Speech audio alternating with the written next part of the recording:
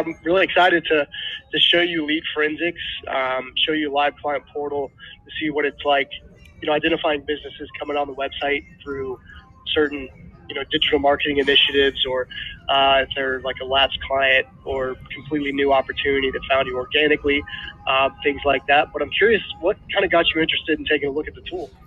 Yeah, so I have actually heard of Lead Forensics way back when I was actually working in Atlanta for a company called Prime Sport, and I had a demo with you guys then, but that was 3 or 4 years ago. So I'm sure things have changed a lot since then.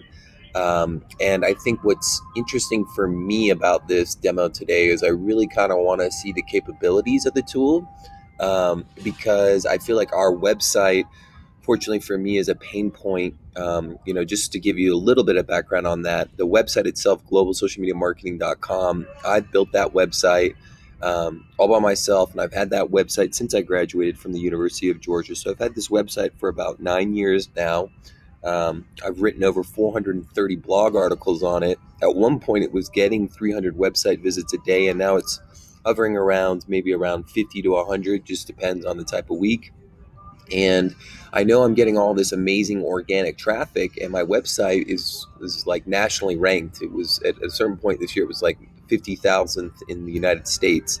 So I know I have something here, and my biggest issue is that I just started kind of making more targeted landing pages and Facebook ads traffic to the website. So I know I'm getting the right visitors, but it really feels as if I've gotten hundreds, maybe if not thousands of visitors in the last year, and I don't really know the people that are visiting my website, and I'm not really converting the people that are on my website. So it's kind of a pain point for me of, hey, I've spent 9 years of my life building this website that's like nationally ranked, but it's not turning it into leads or sales. So I think understanding a little bit, who's visiting my website more. Obviously, I'm very familiar with Google Analytics.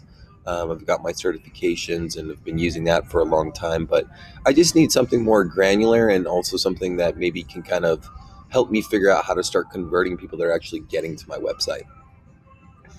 Okay, gotcha. Yeah, and that's really good to hear that you kind of are identifying that problem. And to be perfectly honest, that's an issue that pretty much all B2B businesses are facing, because the fact that the internet exists, there's such a disconnect between human interaction and businesses and potential customers. There's so much information out there that they're looking at, just a swath of potential vendors. So this, having this information, this granular data of seeing the exact businesses that are coming on, the location of that business, all the way down to the suite number of this office, allows you to be the first potential vendor to get in contact, to be the first, human to interact, to kind of, lean them towards your solution and you being a resource for them. So it's good to hear that you're actively, finding value and having that information. And I'm really excited to show you your own data. I'm not sure how much you know about the data capture, but I'll be sending you a 2-line JavaScript at the end of the call that'll allow us to track just in the background for the next week or so, get back together, review the businesses that have come on, how they got there, the pages they looked at for how long. But I saw you have a WordPress website. Is that right? That's correct.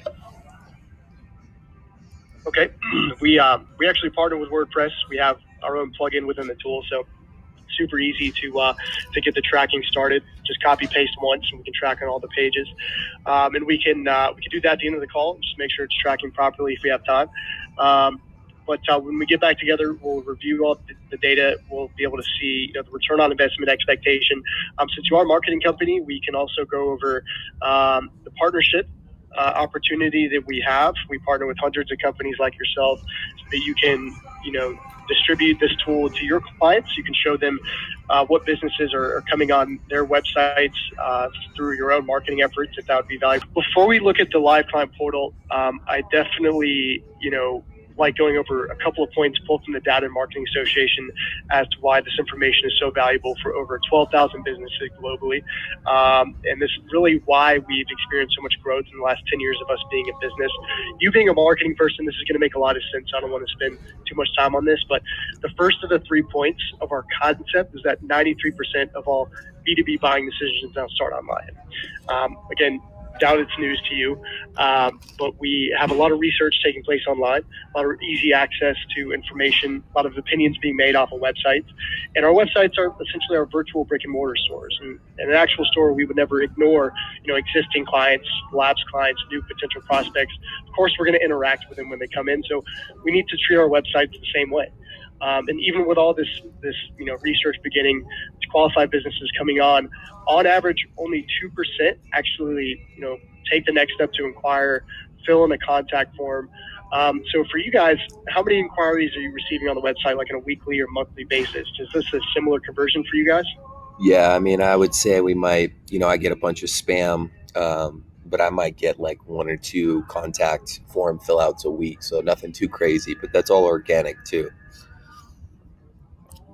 Organic, right? So is there like a difference there with the landing pages that you're making? Yeah, so we Or ran some Facebook ad campaigns at the end of Q4, right before December kind of hit, like kind of because we didn't want to have to play with the whole Facebook ad struggle of Christmas shopping and Black Friday. So in November, we ran some Facebook ads, and we were running to an insurance landing page, and we were able to drive in about 2 weeks. We were able to drive about 2,000-3,000 people and paid Facebook advertising to that page, and from those 2,000 people, we got about 22 form fills from that. So that gives you kind of some numbers there, and that was with about a $1,200 ad spend. So really not that much money, honestly, for that many form fills. okay, gotcha. And tell me a little bit about what you guys are doing for marketing in general, as well as digital side, like driving traffic to the website. Yeah, so right now, we don't have any plans in the short term to drive any traffic.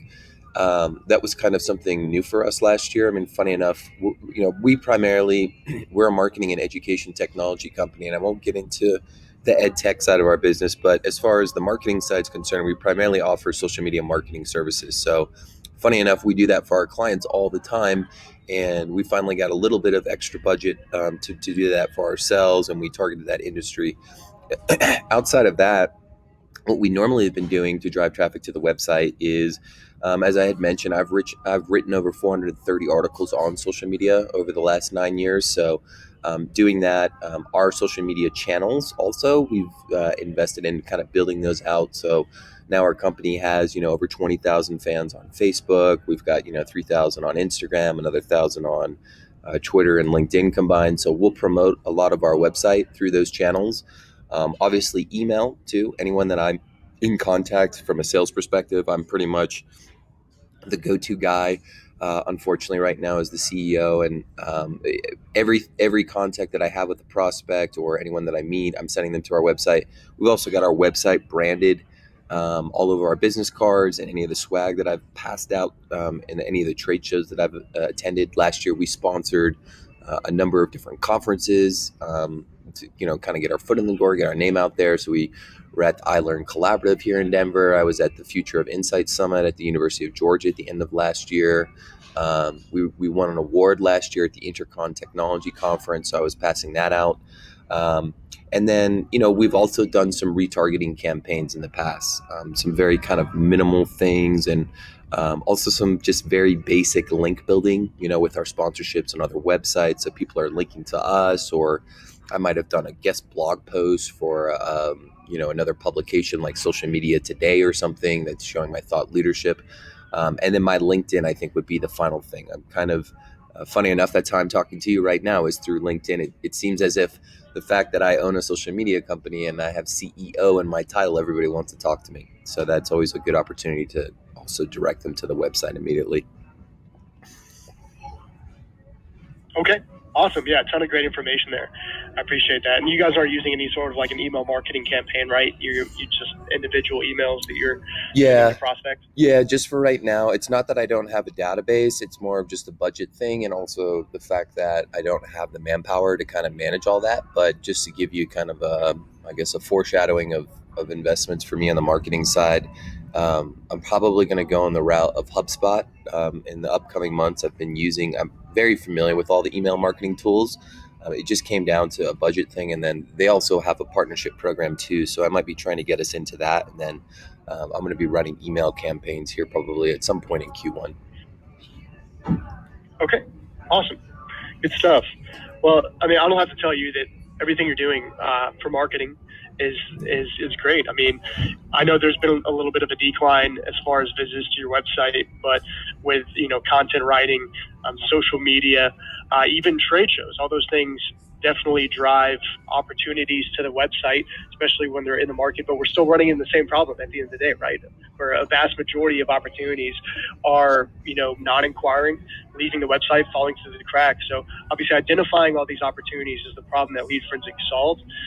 But it's nothing that you guys are doing wrong, right? It's not personal, nothing to do with the website. It really just boils down to human nature and the fact that most people and most businesses are going to research 6 to 9 different vendors before contacting anybody.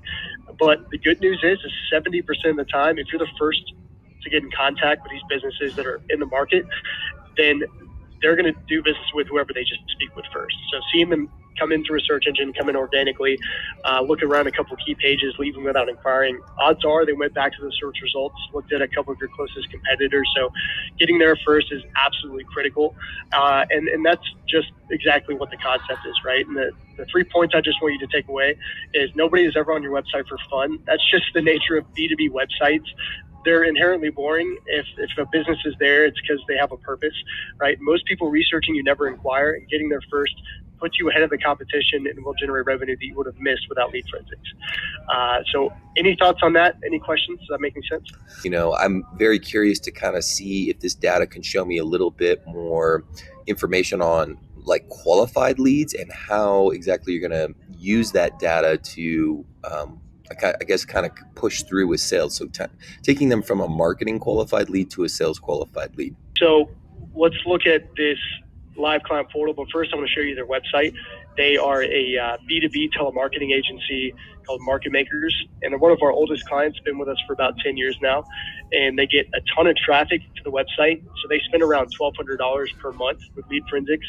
Pricing is purely based off of the amount of data that we see, the amount of traffic we see coming on the website just during the data capture. So we'll be able to quote you the fixed rate no matter what happens. So they spend around $1,200 per month, but that allowed them to close in 2019 about $675,000 worth Wow. of new business. Yeah, from businesses that came on, looked around at their, about us services, and they did not inquire. And so phenomenal ROI from them. My quick question for you on them then is, do you have any, you don't have to tell me an exact number, but do you have a guesstimate as to how much traffic that their website was receiving per month? I don't, but looking at their portal, this is kind of some data that we've seen over, So they're looking around 400, maybe 600 on average. Right, and these are visits, so unique visitors is what we look at. So their unique could be anywhere between 200 and 400. Right. Okay. Well, that honestly would be funny enough. My website might even be getting more traffic than that.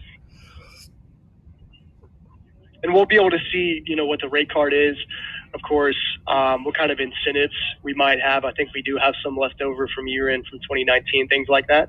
But that's after we look at, return on investment expectation from having access to, some specific target market leads on a weekly, monthly basis, et cetera. Yeah, no, it's just good for me to see that somebody is making $675,000 a year that's getting half the traffic that I'm getting. So that gives me some hope. Yeah, absolutely.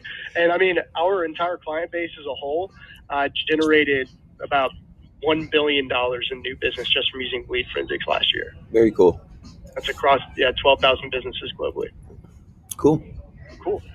So obviously this page is the landing page of the portal. It's called a dashboard. So just some analytic information about what has been going on the website for them. So great area to monitor digital marketing campaigns. This is all really standard information, right? Except we can see things like, industry. Like what kind of industries are coming onto the website. You can't see that with Google Analytics because they can't identify the specific businesses coming on. But all these tiles are widget based, so this can be customized, moved around however you want. We have more options here on the left for analytics, and we don't charge for licenses, Ben. So you can have an unlimited amount of logins with each of these dashboards, fully customized, whoever's viewing it, no extra fee there. Okay. So as far as like who's responsible for acquiring new business, maybe any sort of an outbound sales process, is that just you? That is, yeah. Unfortunately, I do have a business development manager, but they have really been more focused on just kind of outreach. Anything inbound, I'm just kind of managing that for now. Okay, but you do have somebody that covers outreach. Do they do any cold calling or cold emails? Yeah, they'll do a little bit of that. We didn't do too much of that just because I find that that hasn't really worked very well for me in my profession. So we've kind of, just to kind of give you what my plan is for Q1 is I've really built out our social media channels. So, we went from 1,000 fans to about 30,000 last year. So we've got a huge network now. And then my own personal LinkedIn is 12,000 connections. And my Instagram's at 9,000. So I've got 20,000 people just in my own personal connections that I'm having her field now. And I feel like those are better opportunities than just cold leads. Gotcha. Okay. Well, let's look at where, all the value really lies with this tool is going to be the visitors list, right? Monitoring the exact businesses coming on the website, right? What they're looking at, the exact location where they're coming from. I'm curious to hear what your thoughts are on this data and how you would treat this, because I know you're dealing more with inbound leads. If this would be passed more towards your business development rep, or if you'd be managing this. Yep. But this is it. I do want to tell you, one thing you're never going to see here in this list, you're never going to see any ISPs, internet service providers like Comcast, AT&T, Verizon. That's like consumer data, things that I'm sure you've seen a lot in Google Analytics. And a lot of those are businesses as well. But anytime we see an ISP that might be coming from like a consumer IP address, we automatically filter that data out. You're not going to see bots, crawlers, any things like that. And then we do match the business IP addresses to the specific business due to our world's largest B2B IP database. So you're only ever going to see, legitimate B2B information in this list. Okay. So just to kind of break this down for you from left to right, this furthest left column with these color bars is called visitor categorization. So this is, specified bespoke criteria based on maybe a list you've uploaded into the portal, or if a business has come in a certain way. But for example, we can see this red bar means existing client. So market makers took a list of existing clients that they currently have, uploaded it, and anytime that business comes on from that list, it'll be categorized as such. So for you guys, if you see an existing client coming on, looking around, are there like different services, any upsell, cross-sell opportunities you can follow up with them on? Yeah. So, normally, I guess they are probably going on our website for more services, but normally that's a conversation, right? Just between me and the contact if we've already got a business with them. And we definitely do upsell. So, if you're curious to see our services, you can just go to our website. I see you've got the tab open there. And then if you click on the services tab, that will show all of our services. So normally, just to kind of give you a little background on how we work with our services is I normally will always start with a new prospect or client in regards to developing a social media marketing plan. It does a deep dive into what their current social media looks like, what their industry looks like, and then what their competitors look like. And then I'll deliver this plan and we'll discuss it with the business owner, the decision maker. And from there, we move them into a customized package where we separate it out by channel. So we're a little bit different than most other marketing agencies that are going to like say, hey, here's, $5,000 and we'll do this, this, and this. Instead, we're doing a low risk social media plan for $500. We flip that in a week, and then they get all this information and we say, okay, based upon your industry and your competitors in the marketplace, we really think you should be on Facebook and Instagram. We're not trying to steer everyone to be on to every social media channel because in my experience, that doesn't work well. We really want to guide our prospects and new clients into one or two channels and have them be the king of that channel. So when we go and we do an upsell, sometimes what happens is we might start them with Facebook and Instagram because, for example, my one of my big sales tactics is always, hey, what are the three most visited websites in the world in ranking order? They'll pause, they'll wait, and then I'll tell them the answer. It's Google, YouTube, and Facebook. So we always try to kind of guide our clients into those top three because that's just where their audiences are. Then we go into a 3-month contract with them. We give them their services, meet their marketing objectives. And then once we complete that first 3-month contract, that's normally when we upsell. We'll bring them to this page, we'll shoot them some case studies, and we'll say, hey, we've been doing all these great things on Facebook. Did you know that we can run these campaigns also on Instagram? Are you aware that YouTube's the number 2 visited website in the world? We should probably take some of those videos and start uploading them to YouTube. And so that's kind of how we upsell as a kind of like a high level for you. Okay, awesome. And in that 3-month time, what's the average value you expect from a new client? Yeah, I mean, those 3 months. Yeah, I mean, honestly, we are trying to get our clients to $2,000 a month right now. I work with a lot of small businesses sometimes where that's a little bit much. So, I can tell you with our current clients right now, our average is $1,500 a month. And that might be managing 1 or 2 networks. If I move somebody into 2 or 3 channels, then we're looking at, 3,000 to 4,000 a month.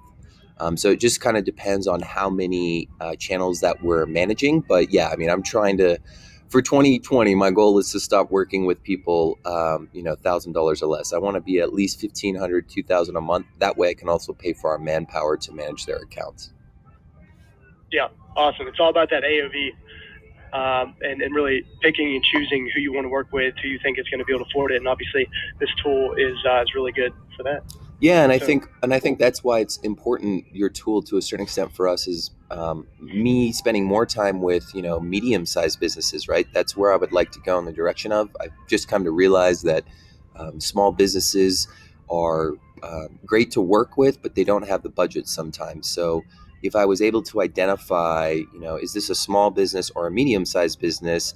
Those medium-sized businesses are going to either already have a social media presence established and have done something in social media and maybe already have a budget. Whereas a lot of the small businesses that I'm working with, funny enough, if you can believe it, still in 2019, they're just starting in social media. So there's just a huge learning curve there, Yeah, I gotcha. So as far as, because I'll be building out a target market profile to focus on some high value targets. Mm-hmm. How would you describe medium-sized businesses as far as employee size? Yeah, as far as employee size is concerned, I mean, I would say anyone from 10 to 50 is I would consider that a medium-sized business at that point. I'd also say anyone that's probably doing, at least over 2.5 million in sales a year would be another kind of benchmark for me of kind of classifying them in that medium-sized business. Because I know at that point, if they have that many employees or they're doing that much in sales, then, I know that they have at least a $20,000 marketing budget for the year, which at that point, if you think about it, a lot of my selling point is, hey, do you want to hire an in-house marketing person that you're going to have to pay minimum $45,000 for a year, or would you rather pay our company that's going to give you a team of marketers of 10 for probably 20 to 30,000 a year and show you and give you all these access to all these other technology tools that we have that a normal marketer can't give you in-house. And so that's kind of a great selling point for us to work with those opportunities because we're going to cut down their marketing overhead. We're going to give them access to an entire team versus one person. And we know that they have the budget to invest in us working on their account and also having an advertising budget. I mean, obviously, as a final note on that, in 2020 now, if you are not, I call it paying to play in social media, if you're not paying to play for ads, you might as well just not invest in social media now. It's really pretty much impossible at this point to get any traction organically without spending some money on advertising. Wow, I didn't know that. Yeah, I mean, you can, obviously, if you're like LeBron James or you're Donald Trump, but unless you're a very well known or thought leader in your space, the average reach, it's funny, you show your 2%, right, of people that inquire from a website. I'd say that same stat would hold true for the amount of people that see your social media posts. So on any social media channel that you're on, probably minus LinkedIn, which has a little bit higher of an organic reach now. It's actually got some of the highest, and then Instagram. But if you go to Facebook, average organic reach of a post is like 2%. So if you've got 1,000 fans, you might have 5 to 10 people see that post. So that's why it's really important that I work with people that understand that social media, it's no longer a want, it's a need, because people spend more time there than pretty much any other channel right now in marketing, just about outside of the website. And it's also, it's not this like free thing anymore. I like to make the analogy of like, it's like television, right? When television came out, you had all these people paying for television to get a 30-second ad spot. It's the same thing with social media now. You want to be found in the billions of people that are uploading all this content every day. How do you get through the noise? You got to have some money to kind of put your name out there in front of everyone else. Yeah, yeah, absolutely. So would you target businesses that have employee size greater than 50? Sure. Yeah. No. I mean, we actually we work with an enterprise client right now that's got about 10,000 employees. So, we are not bashful of working with enterprise. Those are just really hard, big fish to land. They don't come very often. Yeah. Yeah, I gotcha. Okay, cool. So yeah, visitor categorization is just good to stay organized if you've had any history with a business in the past. I actually saw this earlier. This green bar means Las Vegas Trade Show, February 2019. So any conferences, trade shows you've been to in the past, you have a list of businesses that you got from that trade show that you consider prospects. You can upload this and receive instant notifications whenever a business from a specific list comes on, so you can kind of adjust how you would follow up. Do you have contacts of who you spoke with at that trade show from that business? Okay, so that's very interesting to me. So you're telling me if I have a database list, because I did do, to your point, I did go to a bunch of trade shows and have lists from all of them.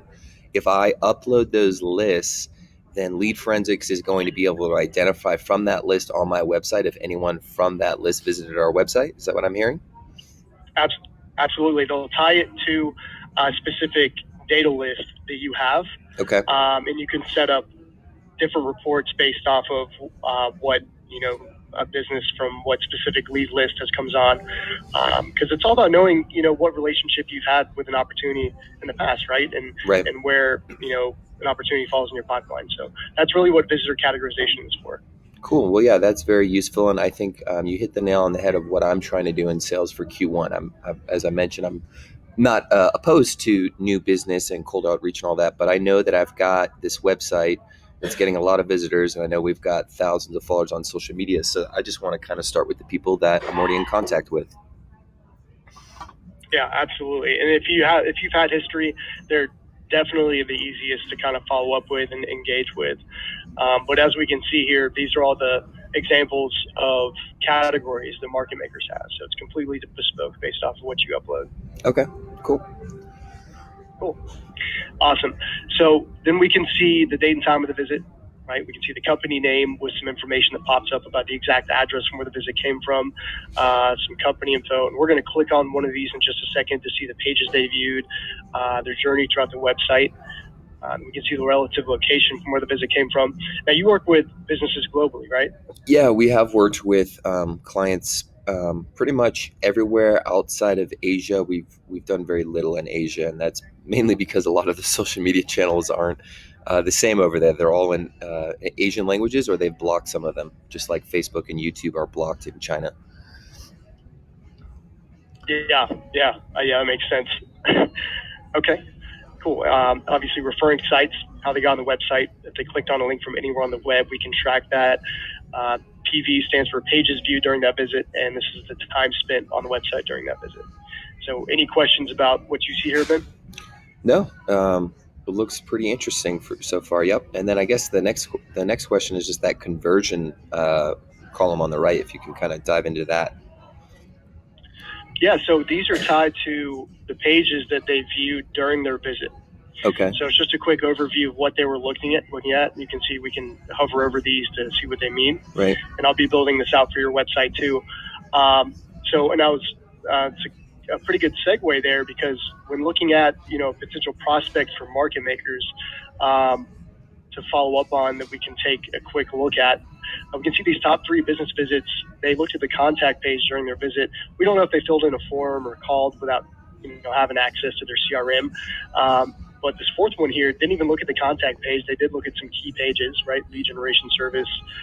They looked at like AdWords and who we are. But before clicking into them, we can see that they came in through a search engine, which could mean they're looking at different vendors, competitors before coming to the website. They looked at 9 pages, so there's no way they're here by accident, right? They have a need.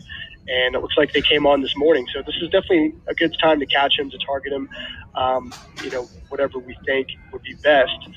But clicking into the details of the visit, we can see some more resources here. Now, do you guys use a CRM to manage your opportunities, or is that what you're planning on using HubSpot for in the future? Yeah, that's our direction in Q1. I'm going to try to finally get a CRM. So just to give you some context too, our company's about a year and 8 months in. And so I've taken a different approach as a social media guy to kind of use social media as our channel first. And I've just been managing our contacts and everything really through my LinkedIn, through Google Sheets. But yeah, CRM, HubSpot, that's definitely in our Q1 plans. Awesome. Yeah, our tool comes with a CRM as well, completely free. No add-on, is just in there. So when you upload those lists, you would technically be uploading it into the CRM. You can access it that way, but you can set callbacks, appointments, which would open up your Outlook calendar, etc. And we'll be happy to dive into that if you want to take a look at that. But cool. So we can see the exact address and where the visit actually came from right up at the top. We do reverse IP tracking, so we can get extremely granular with our analytics. Sometimes even show you down to the exact suite number that was coming on from that location if they do have suite numbers. But we can see the phone number of that specific location, company information, all the social media links tied to this business. So everything we need to follow up with this lead at the top. But the best part's going to be down here. So we can see every page that we're looking at, right, who we are, lead generation service. We can see the time spent on each page. And we can also see that they came in through Bing and they were searching self-storage call center services USA. And whenever somebody comes into a search engine in general, we always call it a triple qualified lead, right? Come in organically, meaning they obviously search some relevant keywords related to your business. They found your link amongst all the options, read the description and clicked on it. Then they started clicking through the website. So obviously now we have a triple qualified lead. We know this business is, in the market. They're not here for fun. Now we know relatively what they have a need for. And now you can follow up with the appropriate contact and really tailor your approach around what exactly was being looked at on the website. Okay. So I'm curious if this was the portal for global social media marketing. This was a business or an education institution coming on, looking around in services. What would be your next steps here? So, like, if I'm looking at this data, how would I go about using that data? Yeah. Yeah. So, I mean, for me, that's tough, right? Because, if I don't have any information to reach out to the person, that's probably why we're having this conversation, right? I'm aware of the people that are hitting our website, what pages are working well, but I don't really have any information if they don't ever fill out a form. So to answer your question, that there is no follow up for me because I don't have any contact information. So you can't see the company, the business that's coming on right now, right? You don't know who's coming onto the website, correct? Correct. So obviously with our clients, the first step is typically going to be to click into LinkedIn, filter down the employees down to that specific address and pick a couple key contacts, search for some titles that they would normally speak with. So for you guys, like what titles or roles are you typically speaking with within your prospect companies? Right. So yeah, excuse me, I guess if I didn't understand your question correctly was, so if I did if I did have this information available, then yeah, I would go about, for me personally, the first thing I would do is I would go to their website. I would go to their website. I would see what their business is about. The second thing I would do is I would do something that we call a pre-call screening, where as soon as I go to their website, the first thing I'm going to do is I want to check to see if they have a Facebook pixel code. If they don't have a Facebook pixel code on their website, I immediately know that they really don't have a good understanding of social media. And funny enough, I would say probably about 99% of the websites that I work with don't have a Facebook pixel code. that's a really easy way for me to reach out at that point. And normally, what I'm going to do at that point is I'm going to be looking for whoever's the head of marketing, or I'm going to be looking for the business owner. And I'm going to go to LinkedIn. I'm going to go search for those titles, find them. I'm going to connect with them. I'm going to give it maybe a day, unless I feel like it's a really, hot lead or someone that I think I can really help. Once I connect with them, I'm going to send them a message on LinkedIn, and I'm going to try to move them into an email kind of exploratory phone call. And in that, reach out, I'm going to give them some value. I'm going to say, hey, my name is Benjamin Kepner of Global Social Media Marketing. I recently saw that somebody from your company visited my website, and I did some basic research, and I see that you don't have your Facebook pixel code installed on your website. Did you know that your Facebook pixel code is not properly installed? If not, this would be something that could be beneficial for you so that you guys can retarget all of your visitors. That's a really easy reach out to me that provides value and benefit to them on knowledge.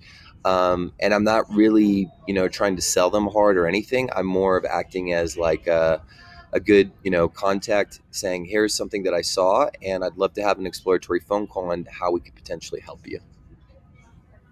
That's awesome. That would be an awesome approach. And the reason why we have so many, partners that are in your space is because, having an outreach, specifically tailored like that, when it's the right timing, and then, you being upfront and honest about this technology, you seeing somebody from their business coming on their website, and the nature of your business and your services, the fact that you have the analytics to see what businesses are coming on your website usually looks really, really good as yourself, as a marketing agency, and your business as a whole.